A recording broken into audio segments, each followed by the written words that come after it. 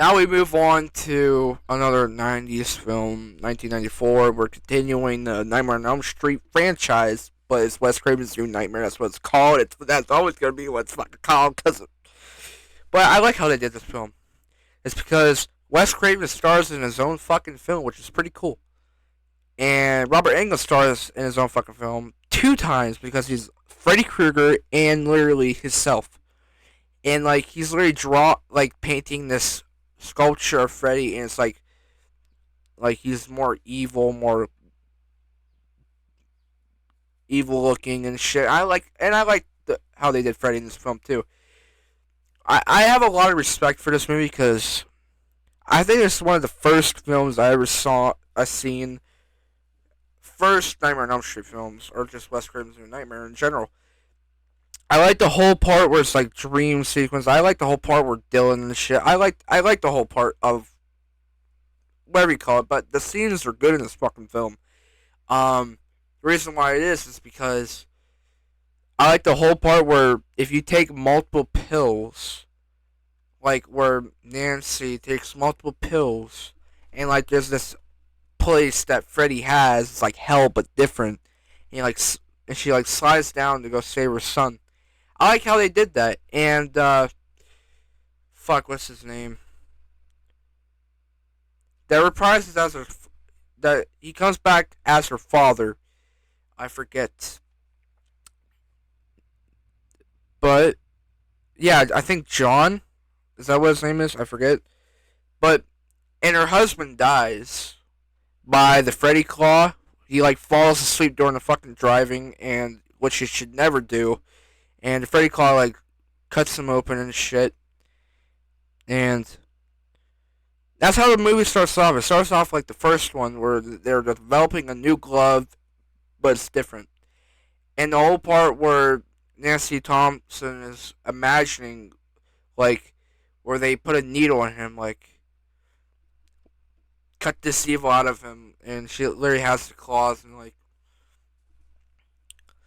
But the babysitter, I actually liked her. She was a good character. I don't know why they had to kill her off, but the only person I could see Freddy was obviously Dylan, and that causes Dylan to run away, and he goes in the middle of the street where Nancy gets hit by a fucking car, and the reason why Dylan's running away is because you can see Freddy. There's one part where he summons multiple Freddys and like trying to get over the gate, and Freddy's like up in the sky trying to get him and shit. But and the film ends off.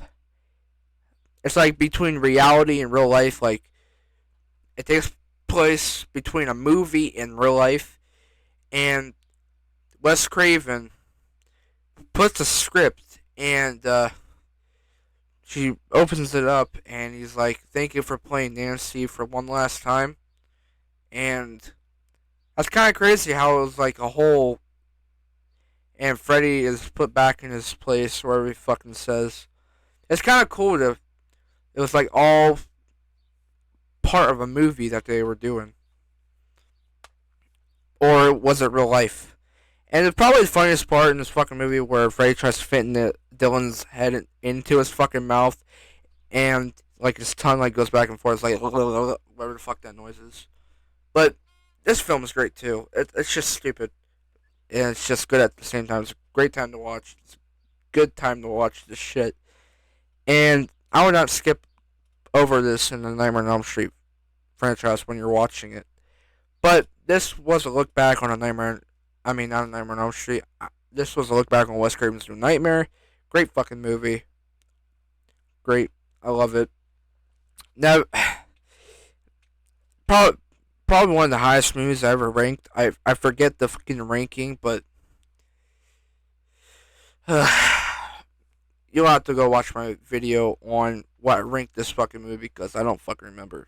But this was a look back on Wes Craven's New Nightmare, and yeah, that's about it. We're moving on to Nightmare on Elm Street 2, Nightmare on Elm Street 2010, the remake, or Nightmare on Elm Street remake. But yeah, that's about it. See ya.